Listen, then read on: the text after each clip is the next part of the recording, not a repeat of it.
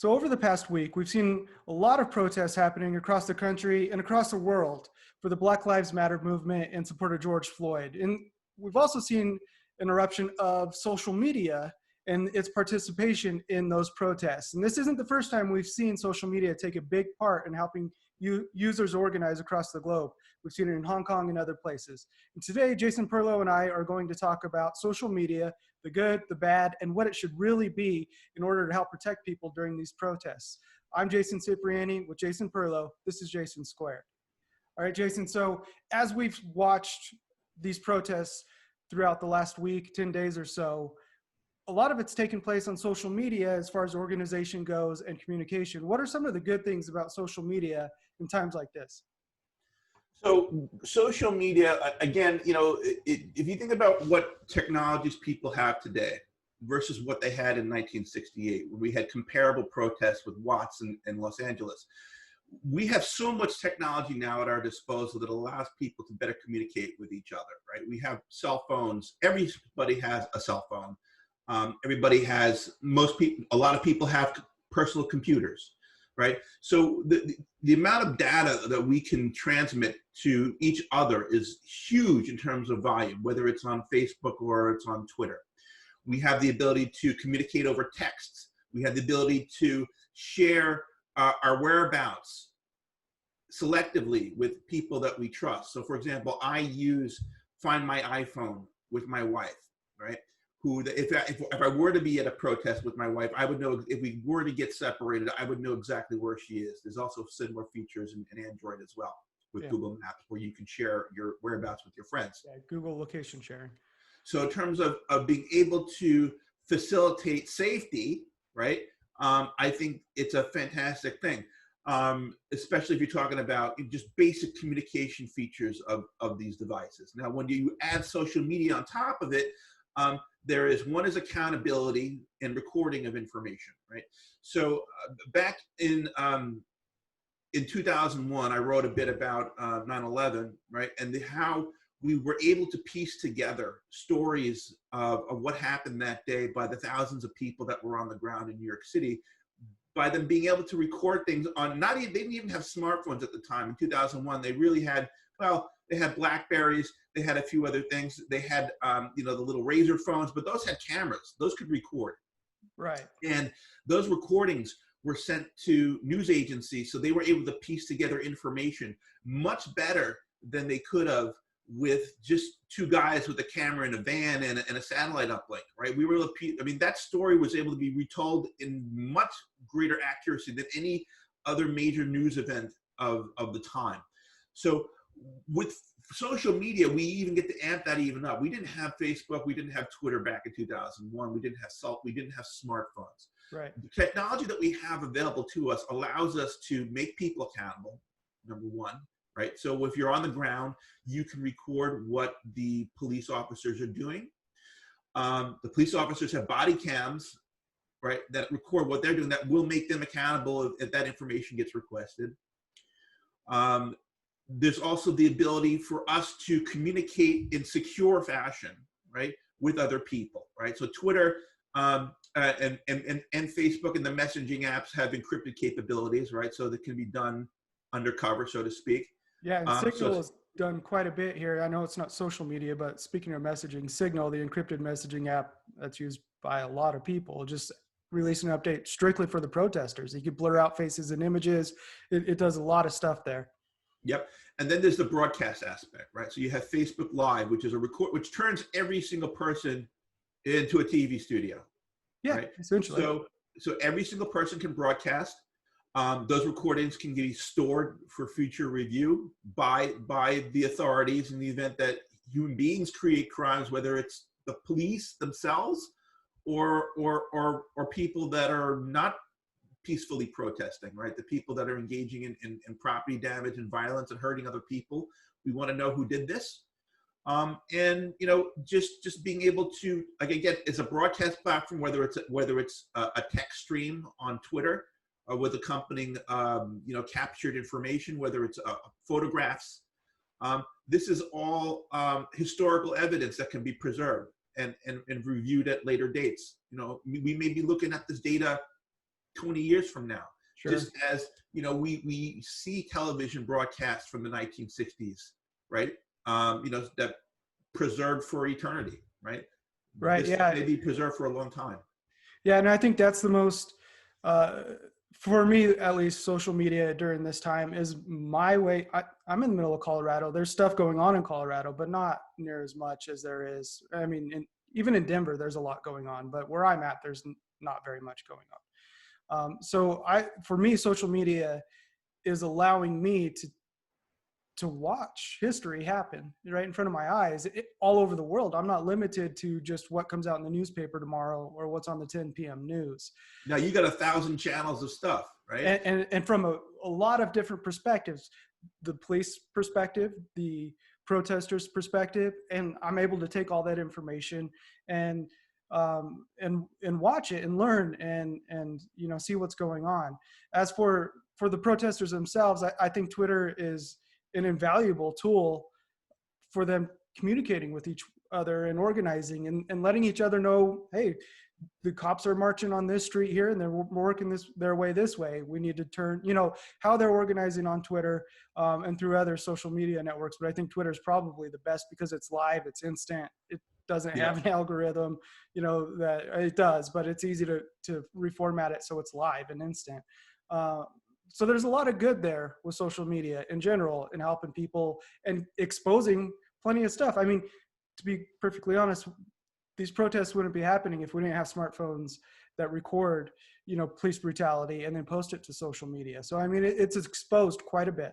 But there's also a flip side to this, and that's the bad side of social media, which is false information, is misleading information, is there's a ton there that it's not all good, right? Well, that's correct. So with social media, there's a high amplification risk of unverified information, right? What you typically see happening, on Twitter is people having to correct as things happen, right? So, you can potentially see an image or a video posted that might represent information that didn't happen where it happened. That's one thing that could happen. It's happened in the past, especially with terrorist attacks that we've seen abroad. Actually turns out to be war footage from a different country. Right. We've seen that. Or footage from a movie. Or yes, but I even saw World War Z footage being shown this week.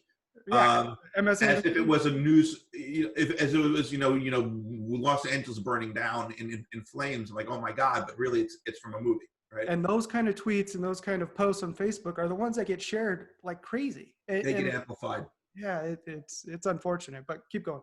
Right.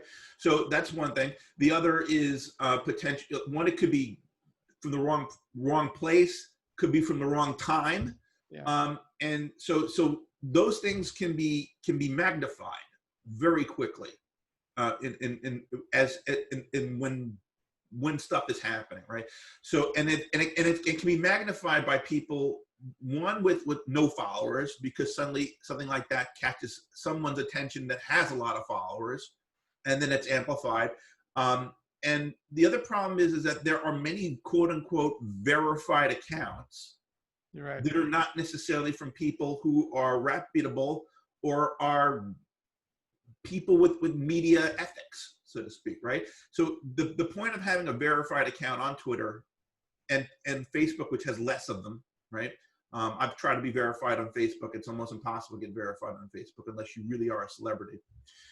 But on Twitter, you have verified accounts. Now, it used to be that verified accounts were for news personalities or celebrities, right? But primarily media people, right? Right. And those were people that typically had hundreds of thousands or millions of followers. Those were quote unquote trustworthy sources. But now we have people with tens of millions of followers that are not trustworthy and spread information that is not trustworthy. And that's unfortunately, that's very dangerous for the average person. Yeah, absolutely. I think false information or people trying to control the narrative with false information is probably social media's biggest issue.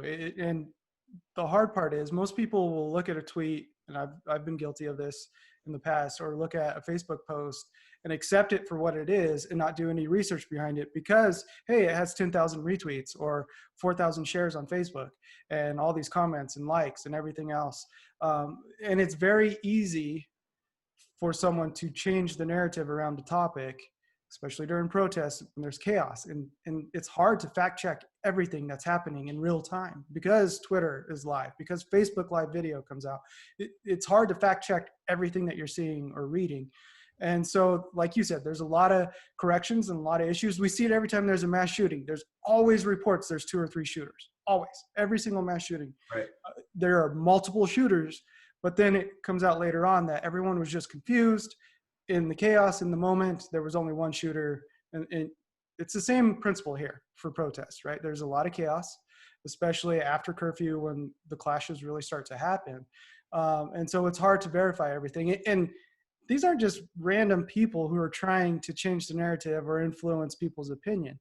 These are nation states that are doing this. It's been proven over and over that governments, foreign governments, are trying to change and incite different aspects of violence or, you know, opinion on whatever. In this moment, it's the protests. Another moment, it's the election or whatever it is. And it's far too easy for that to happen. Well, that's the other aspect, right? So, like, 50 years ago, right, when we had mass protests, like I said, during 1968, there was no ability for a foreign actor really to influence the local population, right? The only media capabilities that we had at the time were the major television networks and the newspapers. That's how people got their information, right? And the ability for a foreign actor or a bad actor to inject information into that process was quite frankly almost impossible, right? But now because you have these platforms which work across the entire world, right? Anybody can have a voice in those platforms, right? So I mean, and you could, and the amount of actors that are involved from any country, and any organization could be, massive during, and we're talking about protests that are going across the entire country, the entire world now simultaneously, right? I mean, when it's not just the United States, we're seeing these protests in France, Germany, the UK, all over the place right now. Yeah, there's a lot of support out there for what's going on. Right. So actors, like I said, are empowered now, right? Because anybody can make a Twitter account, anybody can make a Facebook account, anybody can gather hundreds of thousands of millions of followers very quickly. Yeah, you could buy followers on on Twitter very easily. Right. You can even buy them on Facebook. And these actors are producing social media accounts by the dozens or the hundreds in many cases. It could be, these bots, right? You have this entire concept of bots that they're not even, they're Twitter accounts that are run in an automated fashion, spitting out, tremendous amounts of false information, just retweeting the same thing over and over across hundreds of thousands of accounts. Yeah, whenever I see a questionable tweet show up, what I normally do is I take a couple sentences or a few words from it and search Twitter for that exact phrase.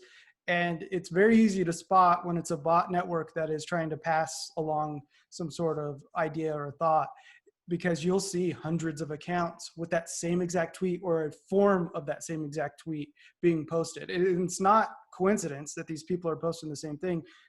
That's a bot network spreading information, false information. All right. So Jason, there's a lot of good, there's a lot of bad here, but how does social networking, social media get better when it comes to protesters?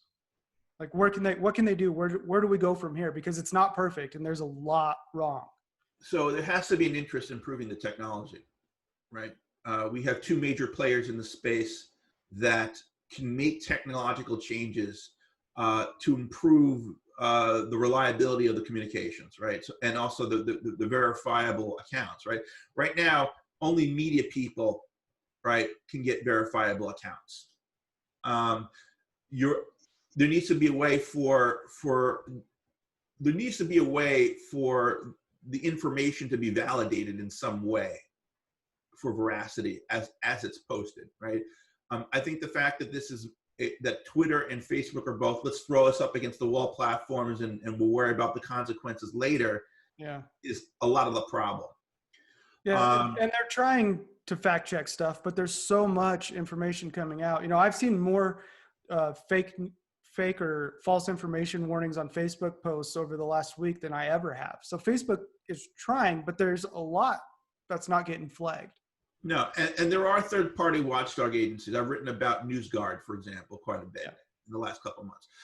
NewsGuard is a watchdog company that was formed in New York City by former journalists.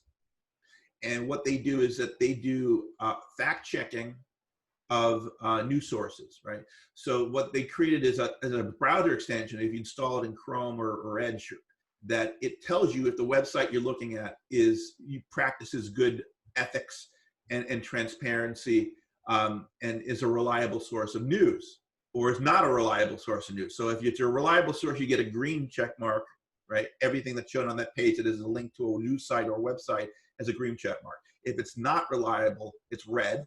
And then you can click into that site and it'll show you what they call a nutritional report, which is a long dossier that's been written on that website, and it explains where does their funding come from, what is their political leanings, all that kind of stuff, and whether or not they've transmitted false news in the past, or whether or not they've issued corrections on that news. So that's just one example of the type of watchdog type activity that can be set up for websites. I think similar things could be done for Twitter and Facebook as well.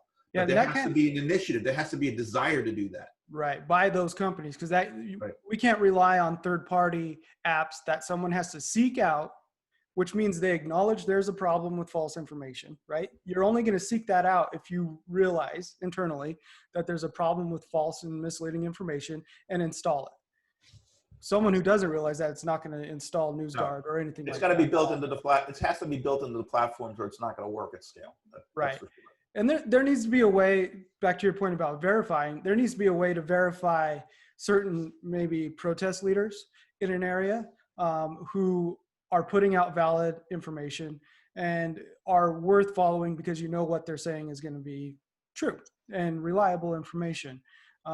So that's one aspect of it. But the other one is a built-in NewsGuard-like service where for everyone else that's not verified, because you still have floods of information and floods of tweets, that stuff is fact-checked in near real time, hopefully, and then flagged, what is true and what isn't.